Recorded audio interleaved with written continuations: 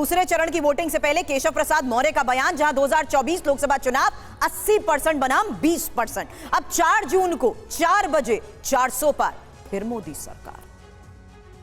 तो यह बयान दिया। और हमारे रोविंग एडिटर पंकज झा से खास बातचीत में उन्होंने और क्या क्या कहा, ये पूरी बात आपके सामने रखेंगे। लेकिन दूसरे चरण की वोटिंग से पहले केशव प्रसाद मौर्य का ये बयान आखिर है क्या? 2024 लोकसभा चुनाव 80% बनाम 20%। सुनिए उन्होंने क्या कहा। ये 80-20 समझाएंगे कि 80-20 का चुनाव कैसे है? विधानसभा में हम लोग 100 में 60% वोट हमारा है, 40% में बंटवारा है। अब इसमें हम कह रहे हैं कि 100 में से 80% वोट हमारा है, 20% में बंटवारा है। कि महिलाओं के मंगलसूत्र जो है छीन लिए जाएंगे, वो दे दिए जाएंगे मुसलमानों को, ये बात कहाँ से आ गई? कांग्रेस का काला कारनामा कौन नहीं जानता है। इस कांग्रेस ने आर्टिकल 370 ला करके जम्मू कश्मीर को में आतंकवाद का बीज बोने का काम कर दिया और एक हिस्सा पाकिस्तान को कब्जा करने की छूट देने का पाप कर दिया। ये से कांग्रेस पार्टी ने मुस्लिम तुष्टीकरण के लिए वोट बैंक की राजनीति के लिए क्या नहीं किया जी। मैनिफेस्टो में कांग्रेस के तो कहीं बात ही नहीं है कि मुस्लिम की हिंदू महिलाओं से मंगलसूत्र छीन करके मुसलमानों को। हमारी माताएं बहनें अगर मंगलसूत्र सोने का पहनती हैं, चांदी का पहनती हैं, तो वो क्या कीमती धातु नहीं है? कांग्रेस का एक सूत्री लक्ष्य है, बांटो और राज्य करो। कांग्रेस का एक सूत्री लक्ष्य है, गरीब को गरीब बना करके रखो। मुसलमानों को आप संपत्ति देंगे, हिंदुओं का छीन करके, ये तो कहीं ना कहीं रिएक्शन कराने की बात है। ये रिएक्शन कैसा हो गया जी? 60 साल के शासन में ये सर्वे नहीं करा पाए थे।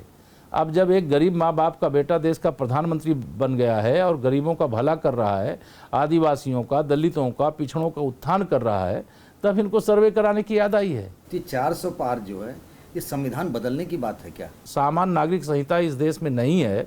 अगर देश के संसद में बड़े बहुमत के साथ हम आएंगे तो सामान्य नागरिक संहिता लाएंगे। इस संकल्प पत्र में वादा है।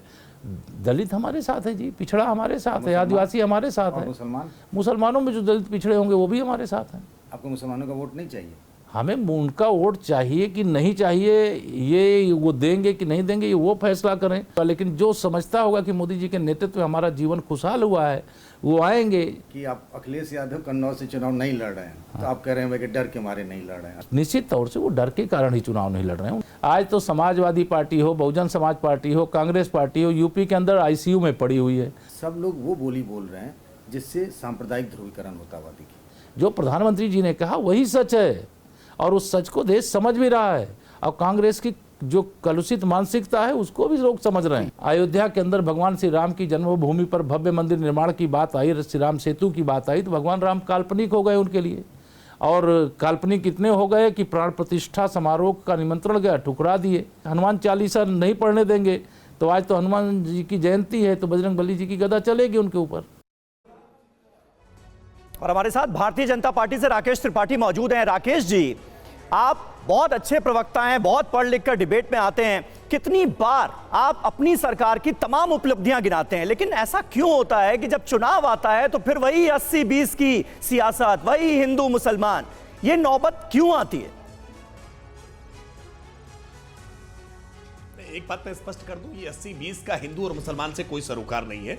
80% हमारे वोट परसेंटेज का टारगेट है। अच्छा। भारतीय जनता पार्टी 51% वोट पहले भी पा चुकी है और इसीलिए उत्तर प्रदेश के उप मुख्यमंत्री जी ने कहा है कि 100 में 60 हमारा है, बाकी में बंटवारा है और बंटवारे में भी हमारा है। जब वो ये नारा लगाते हैं तो वो 80% वोट परसेंटेज पाने की बात कर रहे होते हैं। अब इसको देखने वाले लोग अपने अपने नजरिए से हिंदू और मुसलमान की व्याख्या करने लगते हैं तो अलग बात है। लेकिन हम ये जानते हैं कि आज 4 करोड़ जो पक्के आवास हमने दिए हैं ना, उसमें 27% से ज्यादा हिस्सेदारी मुसलमानों की है। तो मुसलमानों के लिए किसी योजना में कोई भेदभाव हमने किया नहीं। हमने तो सबका साथ, सबका विकास, सबका विश्वास और सबका प्रयास केवल कहा नहीं है बल्कि करके दिखाया है। लेकिन कुछ लोग केवल मुसलमानों के भावनात्मक मुद्दों को उनको छेड़ करके, उनके बारे में इस तरह की बातें करके उनका वोट हथियाना चाहते हैं, उनके वोट बैंक बनाना चाहते हैं। कौन सा भावनात्मक मुद्दा छेड़ रहे हैं राकेश जी? इसकी परवाह कभी नहीं की। लेकिन हमने तो महिलाओं के खाते खुलवाने का काम किया।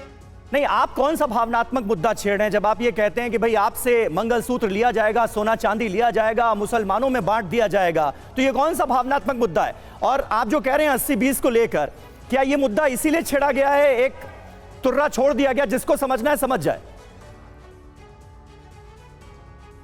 तो देखिए समीर जी, सत्यनारायण गंगाराम पित्रोदा जब पाश्चात्य संस्कृति का अंधानुकरण करते हैं ना, पूरी कांग्रेस पार्टी जो है ना वो पश्चिम के विचार से प्रभावित होती है, और जब माओवाद का छौंका लगाती है तो यही परिणति निकल करके सामने आती है, और तब वो इस तरह की बातें करते हैं कि हम सबका फाइनेंशियल सर्वे कराएंगे, वेल्थ सर्वे कराएंगे, और जो संपत्तियां हैं उसको लोगों में बांटने का काम करेंगे। ये भारतीय जनता पार्टी ने नहीं कहा, ये मोदी जी ने नहीं कहा, ये राहुल गांधी ने कहा है। हमने राहुल गांधी के बयान के खतरे क्या हैं इससे लोगों को आगाह करने का काम कर रहे हैं। खतरों से आपने आगाह किया है, लेकिन वरुण पुरोहित जी 80-20 देख लीजिए। बार-बार राहुल गांधी ने कहा है, राहुल गांधी के बयान पब्लिक डोमेन में है। हाँ। ठीक है, अब 80-20 की बात को आप अपने नजरिए से देख रहे हैं, क्योंकि आप अपने वोट बैंक की सोचते हैं। यहाँ तो ये पूरी तरह कॉन्फिडेंट है कि 80% वोट ही हमारा है। अब सुरभि जी, इस बात का तो क्या बताऊं, पश्चिमी बात तो करते हैं, पश्चिमी जितने भी उनकी 80%। आप बोलो, आप पूरा 80% समय आप ही ले लो, चलो 80% आपको देते हैं समय। नहीं 80% से आप क्यों हिंदू समझने का प्रयास कर रहे हैं भाई? नहीं तो आपको, अरे आप ले लो 80% समय भाई, जनता दिखाएगी आपको। तो 80% वोट की बात भी कर रहे हैं। राकेश जी, आपकी बात का जवाब ले रही हूँ, सुन लेते हैं उन्हें।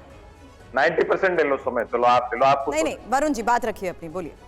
देखिए, जो पश्चिमी बात करते हैं, डॉलर की पूंछड़ी रुपया को किसने बना रखी? इन्होंने बना रखी है। डॉलर को क्यों आपने कन्वर्टेबल बना रखा है रुपए के साथ में? इतना डॉलर हो गया, इतना रुपया। पहले आपको किसी को याद होगा, पहले आता था रुपए की कीमत इतनी है, इतने पैसे, इतनी पैसे, अंतरराष्ट्रीय मूल्य इतनी की। स्टीमर चलते थे प्रिंट मीडिया, और उस पर जवाब नहीं देंगे। और आपकी तो शुरू से पूंजीवादी सोच रही राइटिस्ट पार्टी है, तो आप तो समझोगे नहीं कि समाजवाद क्या, भारत के आम आदमी की भूख क्या, पेट क्या। मैंने आपको इतने एग्जाम्पल्स गिनाए, इनको चिंता क्या है? पहला हक पूंजीपतियों का, ये घबरा रहे हैं, रेल बेच दी, LIC बेच दी, सब बेच दी। भाई क्यों बेच दी आपने? नई रेल बनवाते देते, लोन तो दिया भी है आपने, आम आदमी को तो मिलता नहीं है, चुकाने के लिए परेशान होता है आम आदमी। तो उसकी सर्वे कराते हो, ये कराते हो, आपने फटाफट दे दिया 1 मिनट में उनको। वो जनता हम करेंगे उस चीज का सर्वे, या आपने किस प्रकार से जो जनता के पैसे से बंदरगाह बने, रेल बनी, सारे इंस्टीट्यूशंस बने, आपने कैसे बेचा है उनको, किस अंडर हैंड काम किया है, क्या खेल किया है आपने, फाइलें किस हिसाब से जला रहे हो जगह जगह की, उसकी जांच हम करेंगे। इसलिए आप घबरा रहे हो। मोदी जी देखिए, फर्स्ट फेज के बाद उनका मैं सम्मान करता हूं, बड़े बुजुर्ग हैं, हमारी संस्कार ऐसे हैं, लेकिन जो बयान दिया राजस्थान में आके मंगलसूत्र पे, तो मोदी जी का ग्राफ एकदम डाउन आ गया। पब्लिक चर्चा करना बंद कर दिया, और फर्स्ट फेज में 10% तक जो है वोटर जाना बंद कर दिया लोगों ने। सेकंड फेज में अगर 26 को भी कोई जुगाड़ ये करके दिखाएं, वो अलग बात है, टेक्नोलॉजी का उपयोग अच्छा, क्या वाकई ऐसा हुआ है? अकुश श्रीवास्तव सर, आपका एनालिसिस क्या कहता है? जो बात वरुण जी कह रहे हैं, पहले चरण के चुनाव का डर, हार का डर, और जनता के बीच इस तरीके की बातें, क्या उसी बौखलाहट का नतीजा है कि अब ऐसे रखी जा रही हैं? और जो बात ये कह रहे हैं कि 80-20 के लिहाज से जब बात इसीलिए करने लग जाते हैं क्योंकि आप मुद्दों की बात नहीं करना चाहते? नहीं, देखिए ऐसा है ना, भारतीय जनता पार्टी के साथ वो बहुत ज़्यादा चीज़ों को कॉन्सोलिडेट करने के चक्कर में रहती है, और उसका काम ये एक नीतिगत है, उसमें कोई बहुत बड़ा नया नहीं है। लेकिन उसकी नीति में जब आप उसको अपने तरफ से फ़ायदा पहुंचाना शुरू कर देंगे, तब उसकी वाहवाही शुरू हो जाती है। असल में उसको तो विकास भी दिखाना है, सड़क भी दिखाना है, 80-20 भी दिखाना है, और ये अचानक नहीं है 80-20 दिखाना, ये उसका काम है, उसके एजेंडे में है कि वो 80-20 करके भी जितना हो सके कंसोलिडेशन करे, इसमें कोई दो राय नहीं। और ये कृपया ये बताना कोई भी बंद कर दे कि मुसलमानों को क्यों उससे नुकसान हो रहा है, हमने उनको जो नीतियां बनाई हैं उससे उनको भी तो फायदा होता है। आप चाहते क्या कि उनसे अलग कर दें? ये तो नहीं कर सकते। ये आप तो क्या, आपका कोई भी नेता, कोई भी अभिनेता ये काम नहीं कर सकता। तो ये जो फालतू की बात है, ये तो करना बिल्कुल बंद कर देना चाहिए भाजपा के प्रवक्ताओं को भी, कि देखिए हमारी जो नीतियां हैं उसकी वजह से हमने किसी बंटवारा नहीं किया। ये कहां से आप कर देंगे? इसको कौन सा एहसान कर देंगे? जो 80-20 की बात हुई, राकेश जी कह रहे हैं कि भाई 80% तो हम अपने वोट बैंक की बात कर रहे हैं। आपने इससे पहले सुना था कि बीजेपी ने टारगेट भी दिया 80% का, हमें तो ये पता है कि 50% का टारगेट है। पिछली बार 2019 में 38%। राकेश को कोई भी तर्क देना है इसलिए दे रहे हैं 80-20। अब वो 100 भी कह सकते थे, 90-10 भी कह सकते थे, तो 90-10 में 90% पा लेते। तो ये तो राजनेताओं की अपनी कलाकारी है, उसमें चाहे वो राकेश जी हो चाहे कबीर जी हो, कोई ना कोई अपने तरीके से कहेगा। जैसे कि अभी डिफेंड करने के लिए उनके पित्रोदा के बयान को डिफेंड करने के लिए बहुत सारी चीजें कही जा रही हैं।